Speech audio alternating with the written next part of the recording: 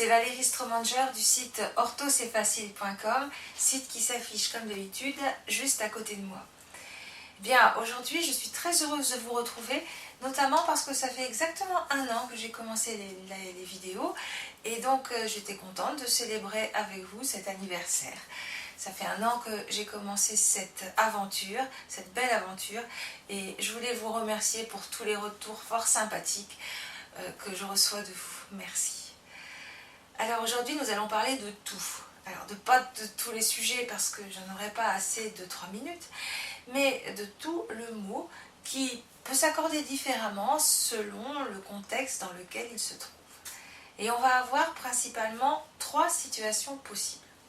Dans la première situation, tout est un déterminant. Il est placé devant un nom et un autre déterminant le plus souvent, et dans ce cas-là, il va s'accorder avec ce nom. Lorsque je dis, eh bien, elle a rangé toute la salle, toute, il y a un E parce que ça s'accorde avec la salle qui est derrière. Elle a rangé tous les dossiers, T-O-U-S, parce que derrière, il y a les dossiers, c'est un pluriel. Voilà, et ça continue pour tous les genres et nombres. Ça, c'est quand tout est un déterminant. Deuxièmement, tout peut être aussi un pronom. Dans ce cas-là, on entendra tous si c'est au pluriel, et sinon ça va être toutes ou toutes.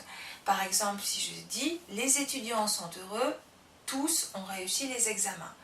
Tous, c'est bien T-O-U-S parce que ça reprend les étudiants qui sont placés juste avant. Donc voilà, ça c'était le deuxième cas, tout comme pronom. Et enfin, tout peut être aussi adverbe. Et comme tous les adverbes, alors il va être la plupart du temps invariable. C'est normal, un adverbe c'est un invariable, on a déjà vu ça. Donc, dans ce cas-là, tout veut dire tout à fait et se met devant un adjectif. Par exemple, je vais dire, il était tout confus de s'être trompé. D'accord? Dans ce cas-là, même si c'est au pluriel, on ne va pas mettre de S. Sauf lorsqu'il s'agit d'un adjectif féminin qui commence par une consonne ou un H aspiré. Juste un petit mot, un H aspiré, c'est la première lettre H d'un mot pour lequel on ne fait pas de liaison. D'accord? Par exemple, si je dis une H, je ne vais pas dire une H. Voilà.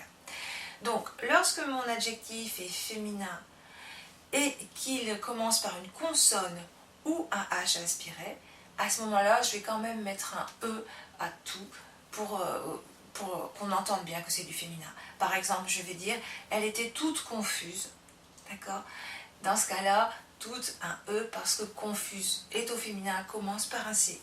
Elle était toute honteuse, pareil, honteuse est un féminin et commence par un H aspiré, et dans ce cas-là, on va mettre un E à toute. Sinon, eh bien, c'est invariable. Ils étaient tout énervés, eh bien, ils ont beau être nombreux à être énervés, tout, c'est TOU.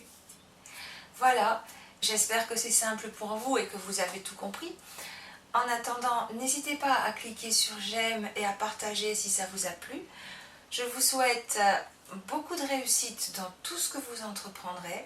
Je vous adresse mes pensées les plus fraternelles et je vous dis à très bientôt.